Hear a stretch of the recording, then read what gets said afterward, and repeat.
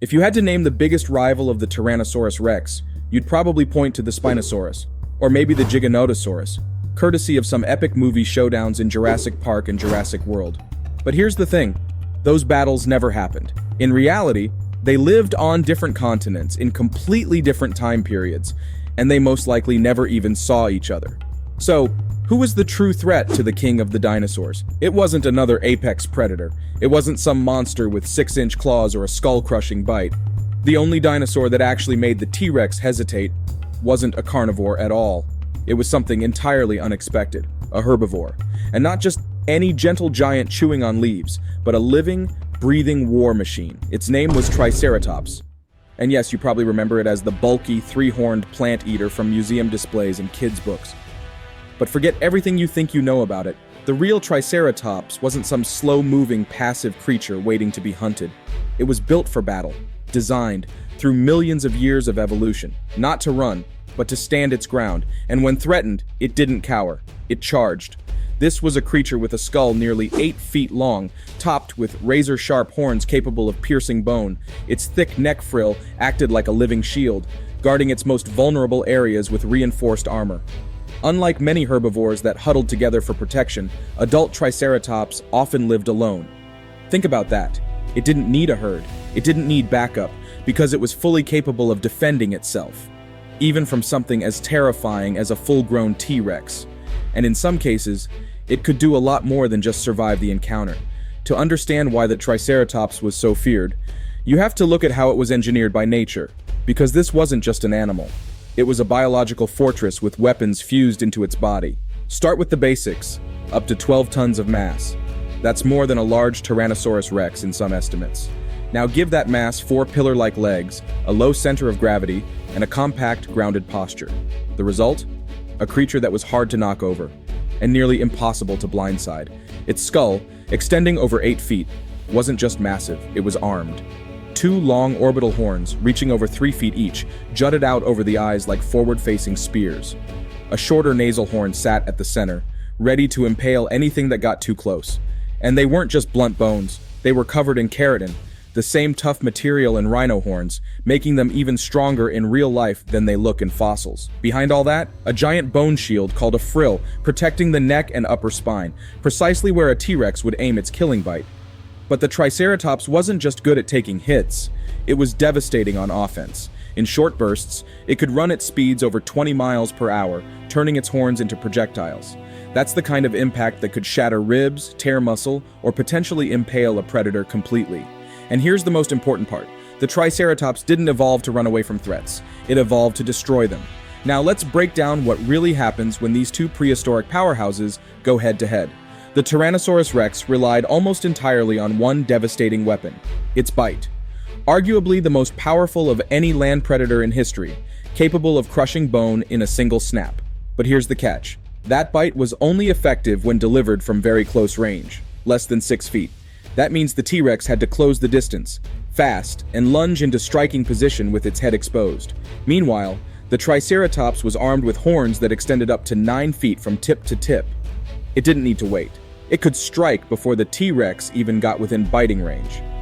This puts the predator at a deadly disadvantage. Imagine a lion trying to kill a bison. But the bison has metal spikes and weighs 3 times as much. Now imagine that bison runs straight at you without hesitation. Some paleontologists compare a full-speed collision between the two to a head-on crash between 2 trucks at 50 kilometers per hour. And unlike the Tyrannosaurus, whose skull, while robust, wasn't built to take lateral impact, the Triceratops was built like a battering ram.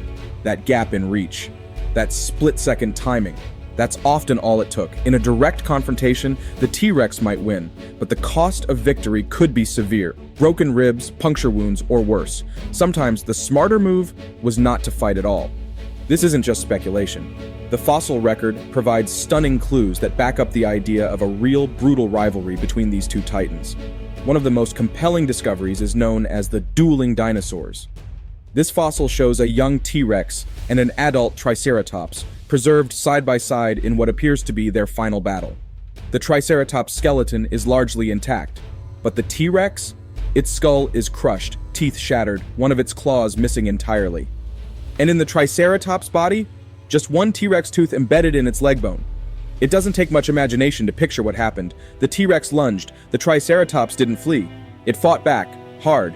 And for at least one of them, it was their last fight, but that's not the only case. Another famous specimen, the adult T-Rex named Sue, shows a perfectly circular puncture wound in her upper leg, matching the diameter of a Triceratops horn. Trauma analysis suggests this wound would have hit the femoral artery, causing massive internal bleeding. What's even more incredible? Sue survived the incident. The bone shows signs of healing, meaning she lived for months after the injury. And while she may have lived, the message was clear. Even if the T-Rex walks away, it rarely walks away whole. These aren't just battle scars. They're evidence of calculated, accurate attacks by an animal that didn't just defend itself. It fought to win. But here's where things get even more intense, because the Triceratops didn't reserve its aggression just for predators. Fossil analysis shows that around 14% of all recovered Triceratops skulls carry signs of violent impact, not from T-Rex bites, but from other Triceratops. That's right, these animals regularly fought each other.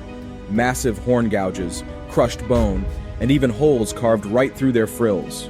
Made not by external threats, but in ritual combat, likely over territory, dominance, or mates. Think of what that means. The Triceratops didn't just have weapons, it trained with them. Every day, survivors learned how to land hits, absorb impacts, and outmaneuver another tank-sized opponent. So when a T-Rex showed up, the Triceratops wasn't a prey animal panicking in fear. It was a battle-hardened veteran, tested in real-world dueling, with the reflexes, the power, and the mindset to hold its ground. This wasn't uncommon among herbivores of that era. Many had armor, clubs, spikes, but few were this consistent, this combat-ready. Page after page in the fossil record, telling the same story. These creatures didn't back down. The T-Rex may have had the jaws, but the Triceratops had experience, technique, and a very real chance to end a predator's life with just one charge. And that potential changed everything. It wasn't just about muscles and horns. The real danger came from how differently these two dinosaurs approached a fight. The T-Rex was a strategic killer. It didn't waste energy chasing healthy prey.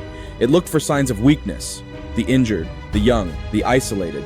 Like modern-day big cats or Komodo dragons, it preferred quick, efficient kills with minimal risk. But the Triceratops wasn't the kind of animal that gave you that chance. Fossils suggest it responded to threats not by running, but by challenging. Head low, legs planted, face full of armor, and horns pointed directly at the attack. That level of visible resistance, it forced predators to reconsider. An ambush could become a trap.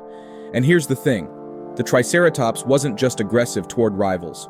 It was naturally confrontational. Its posture, anatomy, and combat history all point to one conclusion. It evolved not for escape, but for showdowns. And when a predator like T-Rex met that kind of mentality, with just seconds to react, the safer move wasn't to charge, it was to walk away. As paleontologists began to piece together these fossil stories, a pattern emerged, one that rewrote what we thought we knew about predator and prey in the late Cretaceous. Yes, the T-Rex was the apex predator of its time, but records show it often targeted injured or juvenile Triceratops, and rarely risked engaging a healthy adult. Not because it couldn't win, but because the price of winning was just too high, and not all who fought survived untouched. A T-Rex known as Sten was found with multiple fractured ribs and healed bone trauma, all matching the kind of impact a Triceratops charge could deliver. Battle after battle, scar after scar, the image of the helpless herbivore crumbled. And then came one final twist. The last known dinosaur fossil on record, preserved just before the asteroid impact that ended it all, wasn't a T-Rex. It was a Triceratops. The last to fall, in a world about to burn, was the one the king had feared most. Strange, isn't it? In pop culture, the T-Rex is always the unstoppable force, the apex predator with nothing to fear. It's the final boss, the thunderous shadow that ends every chase. But in the real story of Earth's prehistory, things weren't so one-sided, because lurking in the same ecosystem, sharing the same land was a creature that didn't just survive the T-Rex, it stood up to it. A herbivore so well-armed, so battle-tested, and so unshakably bold that even the deadliest predator of its age knew. Attacking it could mean death. That's the twist that nature offers us again and again. It's not always the hunter, the carnivore, the killer that dominates. Sometimes, it's the one who refuses to be prey. So the next time someone says the T-Rex had no rivals, you'll know the truth. Not all threats come with teeth. Some come with horns. with armor, with determination, and in its final moments, just before the world changed forever, the last dinosaur standing wasn't the king, it was the challenger. Thanks for sticking with us here at Primalis. If you enjoyed this prehistoric showdown, make sure to leave a like, subscribe for more battles through history, and tell us in the comments, who do you think would win in a fair fight? A full-grown Tyrannosaurus, or a Triceratops at its peak? See you in the next one. Take care and stay primal.